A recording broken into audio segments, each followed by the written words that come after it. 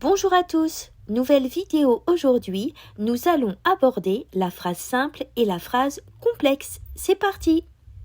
Commençons par établir une différence entre proposition et phrase. Une proposition est une partie de phrase contenant un verbe, alors qu'une phrase est une suite de mots qui a un sens. Une phrase commence par une majuscule et se termine par un point. Pour savoir combien il y a de propositions dans une phrase, il suffit de compter le nombre de verbes conjugués. Exemple, le petit prince parle à sa rose. Un seul verbe conjugué, parle, donc une seule proposition.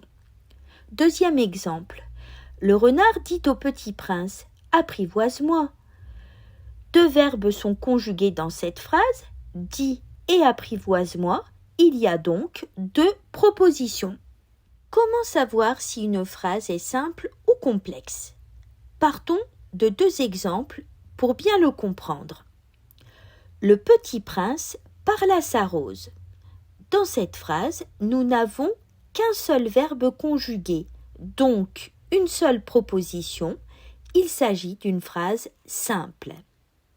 Deuxième exemple. Le renard dit au petit prince « apprivoise-moi ». Dans cette phrase, nous avons deux verbes conjugués, donc deux propositions. Il s'agit d'une phrase complexe.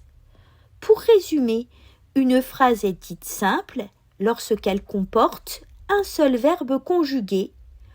En revanche, une phrase est dite complexe lorsqu'elle comporte deux ou plusieurs verbes conjugués.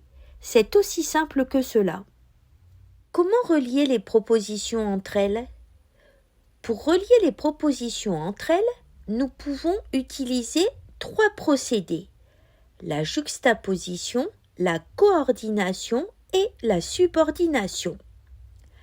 La juxtaposition consiste à utiliser des signes de ponctuation comme la virgule, le point-virgule et les deux points.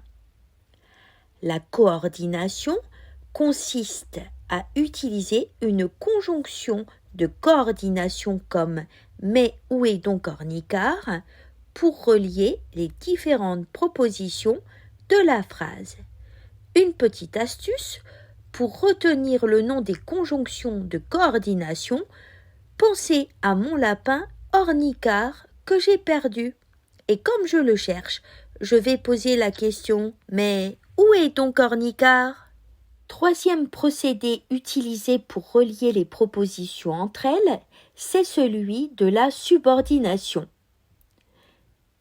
On dit que des propositions sont subordonnées lorsqu'elles comportent un mot subordonnant. Ce mot subordonnant peut être un pronom relatif comme qui, que, quoi, dont, où.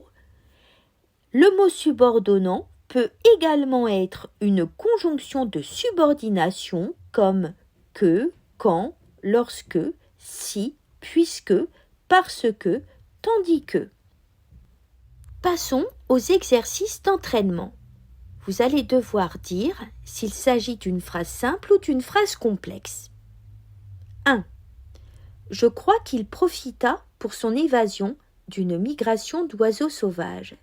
Phrase simple ou complexe? C'est une phrase complexe. Deux verbes conjugués, croit, profita. 2. Il possédait deux volcans en activité. Phrase simple ou complexe? C'est une phrase simple. Un seul verbe conjugué, possédait. 3. Et quand il arrosa une dernière fois la fleur et la mit à l'abri sous son globe, il se découvrit l'envie de pleurer. Phrase simple ou phrase complexe?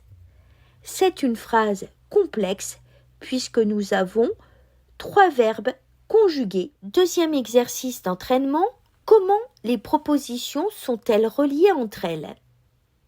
1. S'ils sont bien ramonés, les volcans brûlent doucement et régulièrement. Les propositions sont reliées grâce à la subordination. Nous avons le mot subordonnant si. 2.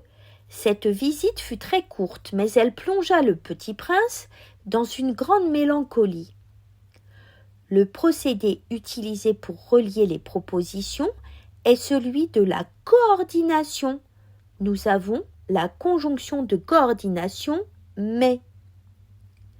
3. J'éteignais le matin, j'allumais le soir. Les propositions sont reliées grâce à la juxtaposition. Nous avons un point-virgule. Pour terminer, voici une carte mentale permettant de synthétiser ce que je vous ai appris dans cette vidéo. Une proposition est une partie de phrase contenant un verbe. Il existe des phrases simples et des phrases complexes. Une phrase simple comporte une seule proposition et un seul verbe conjugué. Une phrase complexe, deux ou plusieurs propositions, deux ou plusieurs verbes conjugués. Pour connaître le nombre de propositions, il faut compter le nombre de verbes conjugués. Les 3 moyens utilisés pour relier les propositions sont la juxtaposition, la coordination et la subordination.